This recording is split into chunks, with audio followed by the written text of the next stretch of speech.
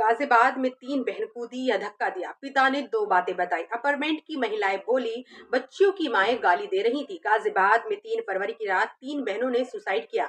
एक तरफ 8 पन्नों के सुसाइड नोट से उसके कोरियन कल्चर की पूरी तरह से ढल जाने का खुलासा हुआ। दूसरी तरफ पिता के चेतन सुसाइड की वजह बदलते रहे।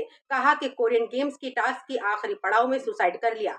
फिर कहा बेटियां दिन भर कोरियन मूवी रील्स देखती थी, मोबाइल छीन लिया। कहा था कि सुधर जाओ नहीं तुम्हारी शादी करा दूंगा। चेतन की पहली पत्नी सुजाता ने पुलिस से कहा कि बेटियों ने दरवाजा अंदर से लॉक कर लिया था, नहीं तो हम बचा लेते। हालांकि उसके बाद चेतन की दोनों पत्नियों ने खुद को कमरे में बंद कर लिया। फिर उनके बयान नहीं हो सके।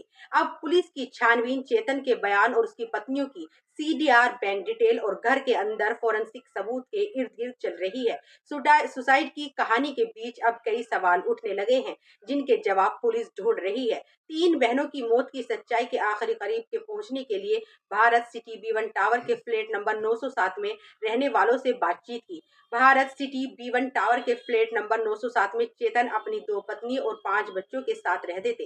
राजेंद्र बोले, बच्चियां झगड़ रही थी, हो सकता है उन्हें धक्का दिया गया हो। सोसाइटी में रहने वाले राजेंद्र शर्मा, जिनकी उम्र 75 साल है, 3 बच्चों की मौत पर खफा दिखे। वो कहते हैं कि उस रात 3 फरवरी मेरे बेटे का बच्चा रो रहा था। मैं उसे चुप कराने के लिए घर से बाहर निकला और ग्राउंड में टहलने लगा। ये वक्त 2 बजे का होगा करीब। मुझे चीखने चिल्लाने और बच्चों के झगड़ने की आवाज सुनाई दे रही थी। फिर कुछ देर बाद आवाज आना बंद हो गई। इसके करीब 2-3 मिनट बाद किसी के गिरने की आवाज आई और उसके कुछ सेकंड बाद किसी के एक साथ गिरने की 2 आवाज आई, जैसे कि कोई 2 बच्चे एक साथ गिरी हों।